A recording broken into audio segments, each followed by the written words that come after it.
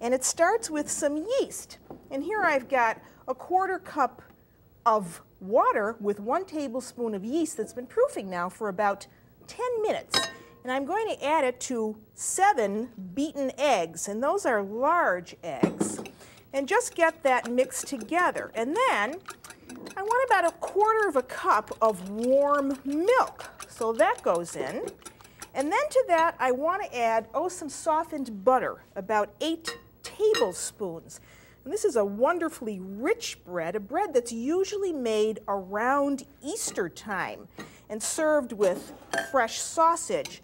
So the butter gets whisked in, and you want to make sure that that butter is soft now. That's 8 tablespoons of butter.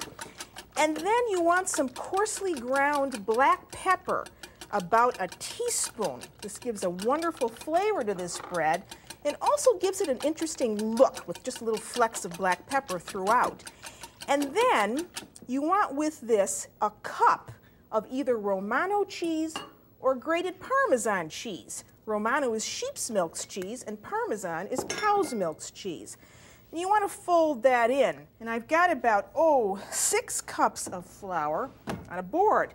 And I'm going to do it exactly the way they would do it in the Marche or in any other region of Italy.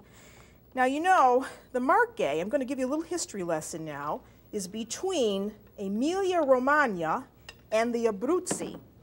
And it's a very rich cuisine, of course, because it's on the Adriatic. There are all kinds of fish in the diet. And when it cooks in the oven, it just rises very high and has a wonderful dome to the top of it.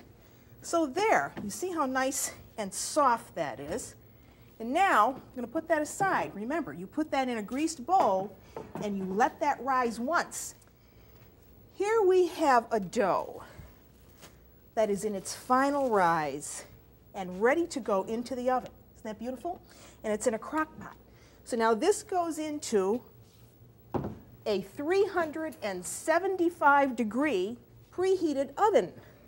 Now put it right in. And you want to cook that, for about 35 minutes. And there it is, you see?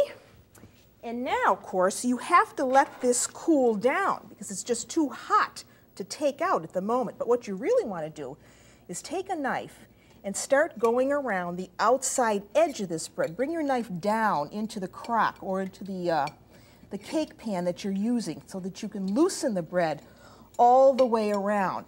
But what you really want to make sure that you've done is grease this pot very well because that's going to allow you to get that bread out later when it's cool.